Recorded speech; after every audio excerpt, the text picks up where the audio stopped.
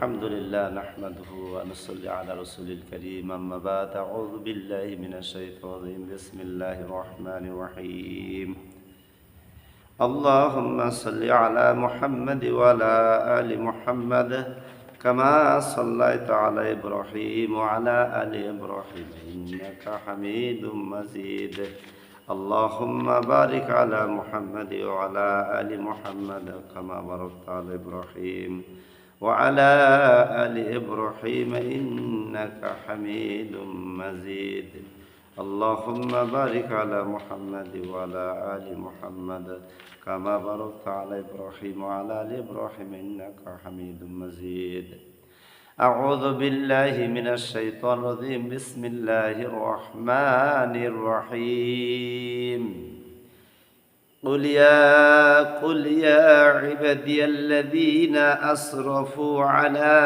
أنفسهم لا تقنطوا من رحمة الله إن الله يغفر الذنوب جميعا إنه هو الغفور الرحيم আমি আপনাদের মাঝে সূরা জুমার 53 নম্বর আয়াত থেকে কিছু কথা বলবো। আমি এখন বলবো যে আমি হিজবুত তৌহিদ সম্পর্কে কিছু কথা বলবো।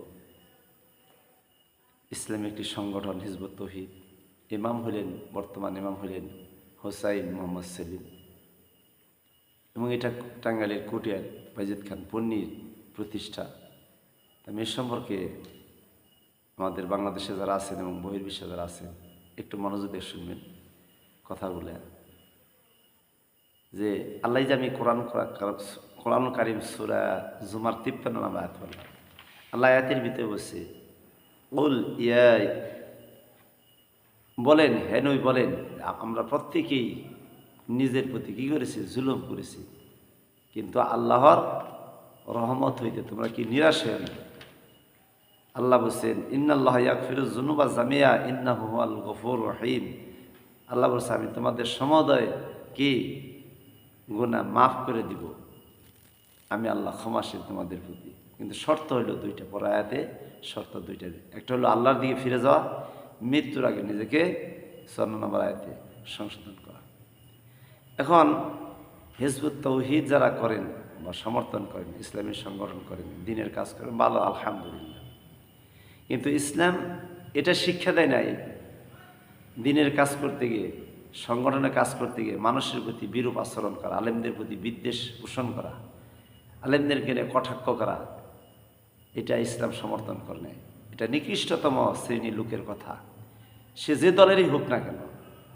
আমি এই জন্য বলতেছি, আপনি মোবাইলে ইউটিউব ফেসবুকে বিভিন্ন সময় আলোচনায় দেখা যায় আপনি আলেম বিদ্বেষী কথা বলেন, আলেমদেরকে নিয়ে কটাক্ষ করেন। আজকে বাংলাদেশে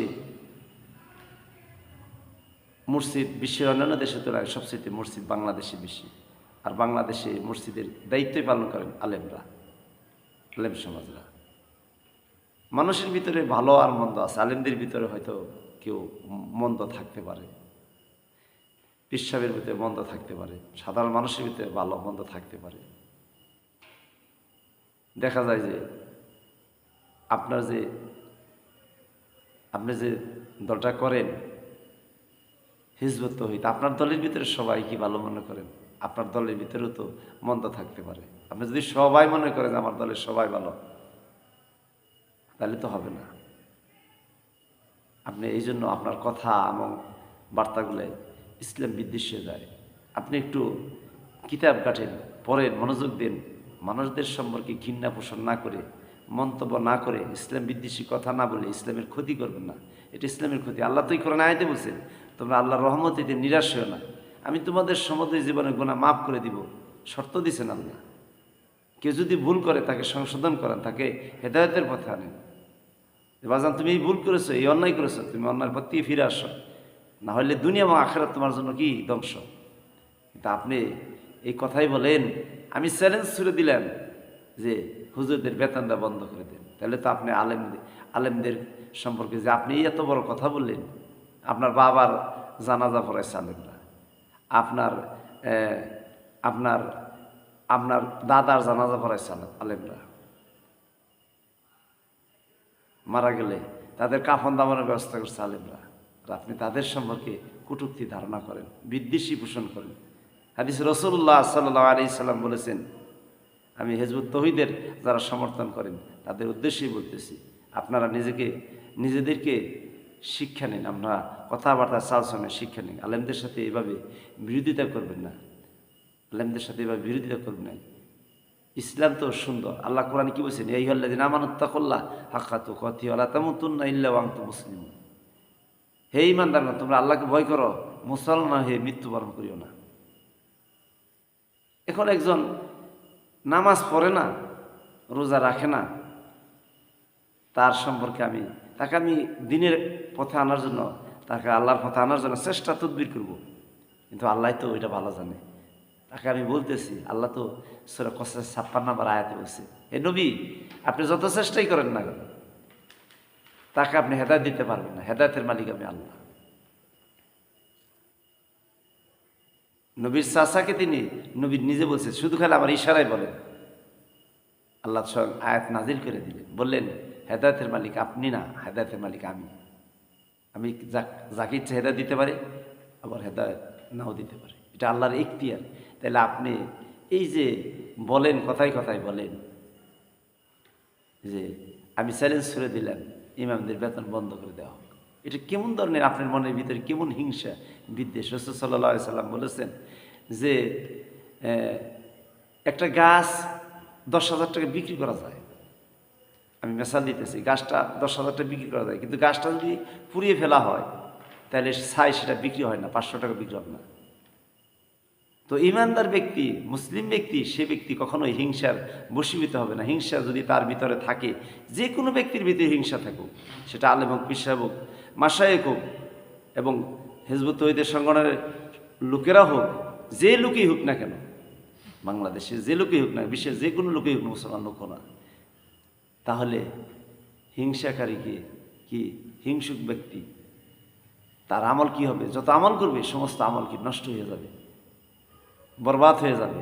কারণ হলো যে ওই যে ছাই, গাছ পুড়লে গাছটা 10,000 টাকা বিক্রি করা যায়, কিন্তু পুড়লে ছাই 500 টাকা কিনে নেবে, তো আপনার মূল্য নাই, আপনি হিংসুক।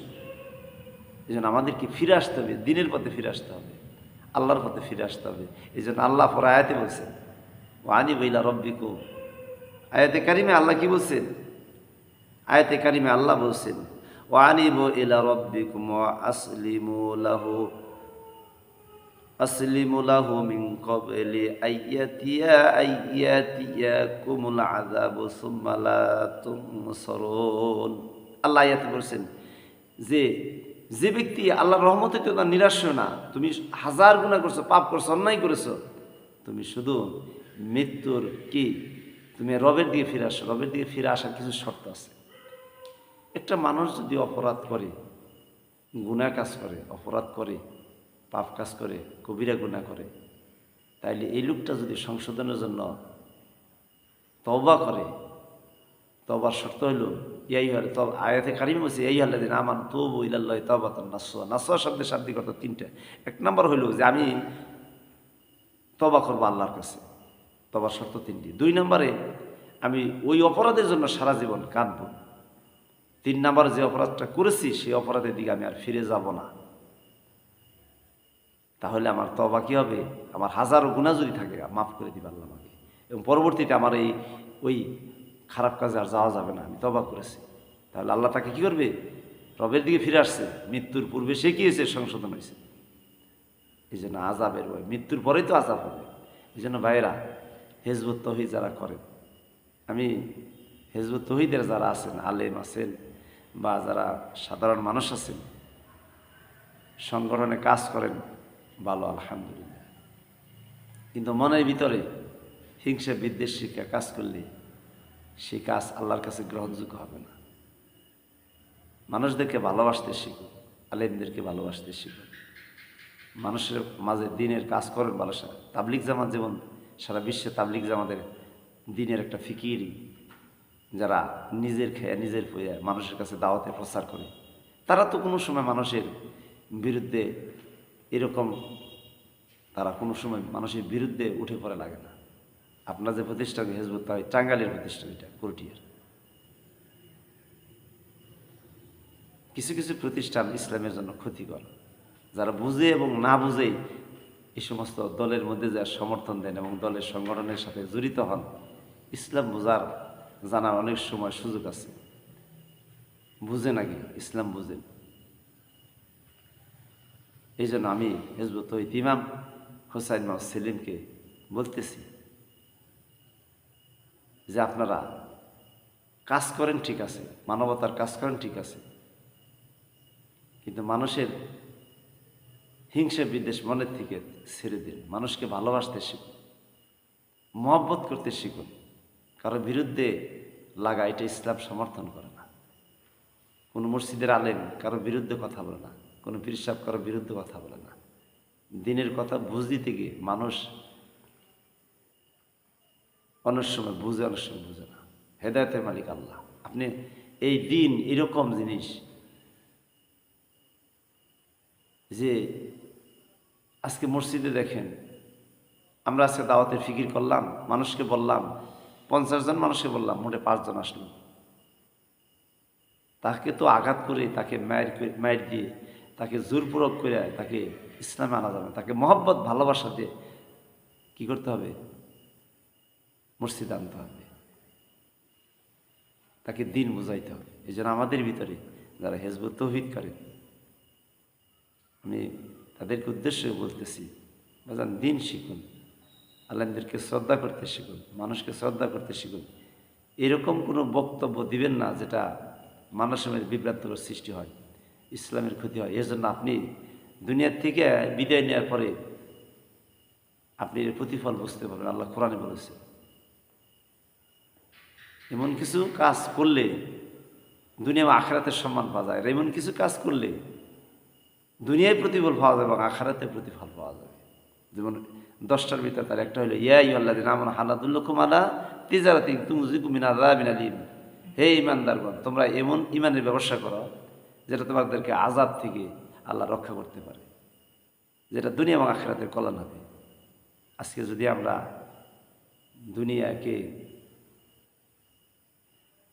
দুনিয়ার মানুষদেরকে, সমাজ আলেমদেরকে, সাধারণ মানুষদেরকে, বিভিন্ন পেশার মানুষদেরকে এরকম বিদ্বেষ পোষণ করে কথা বলি, হিজবুত তৌহিদের ইমাম মানুষকে কটাক্ষ করে কথা বলবেন না। এই দেশের মুষ্টিমেয় মসজিদের ইমাম হলো আলেম সমাজ। তারা এই দেশের নেতৃত্ব দিতেছে, মসজিদের নেতৃত্ব দিতেছে। তারা দিন না বুঝলে মসজিদের দায়িত্ব পালন করতে পারত না। লক্ষ লক্ষ মসজিদের দায়িত্ব পালন করতেছে, মানুষদেরকে বুঝাইতেছে দিনের পথে আসার জন্য। আমি তো বলেছি কোরআন কারিমে, আমরা সকলেই বলেন, আমরা প্রত্যেকেই নিজের প্রতি, নফসের প্রতি, নিজের প্রতি জুলুম করেছি। কিন্তু তারপরেও আল্লাহ বলছে, তোমরা কি হইবা? আল্লাহ রহমতিতে নিরাশ হইল, নিশ্চয়ই আল্লাহ তোমাদের সমাজের জীবনের গুনাহ মাফ করে দিবে। শর্ত হইল 2টা। এই জন্য আমাদেরকে এই আয়াতে সূরা জুমার 53 নম্বর আয়াত, আমি হিজবুত তৌহিদের সংগঠনদের লোকদের বলছি যে আমরা কোন পথে আছি। ইসলামী এত দল, একটা দলই তো ইসলাম পছন্দ করে, সেটা আল্লাহ রসুলের দল। এই দল আমাদেরকে থাকতে হবে। ইসলাম অনেক দল হয়ে গেছে, যে এক দল আবার আরেক দলের প্রতি বানোয়াটি মিথ্যা বলে, হিংসুকভাবে চলে। এটা ইসলাম সমর্থন করে না। ইসলাম সমর্থন করে আল্লাহর পথে থাকা, রসুলের পথে থাকা। এটা কি ইসলামের পথে থাকা? মানুষজন আপনার আচার আখলাক দেখে কি করে? ইসলামের পথে আসে। এটা হলো আপনার সূরা কলমের ভিতরে আয়াতে আল্লাহ বলেছেন, এ নবী, আপনাকে আমি উন্নত মানের চরিত্রের অধিকারী বানাইছি, ইন্নাকা আলা খুলুকিন আযীম। তো আপনারা এইরকম হিজবুত তৌহিদে যারা আছেন, আপনারা এইরকম চরিত্র এবং আদর্শ করুন, যাতে মানুষ আপনাদেরকে ভালোবাসে। আর আপনি এমনভাবে কোনো কথা বলবেন না যে মানুষ আপনাদেরকে ঘৃণা করবে। এটা ইসলাম সমর্থন করে না। এই জন্য যারা দেশে বিদেশে আছেন, আপনারা যে কোনো সংগঠনে যাবেন, বুঝে শুনে যান। ইসলাম কি বলেছেন, ইসলাম কি বলেছেন, আপনাকে জবাবদিহি করতে হবে দুনিয়া আখিরাতে। এই জন্য সর্বসময় আমরা ভালো পথটাকে বেছে নেব ইনশাআল্লাহ। মন্দ থেকে আমরা দূরে থাকবো ইনশাল্লাহ। আল্লাহ আমাদেরকে বুঝার তৌফিক দান করুন। আমিন। আসসালামু আলাইকুম ওয়া রাহমাতুল্লাহ।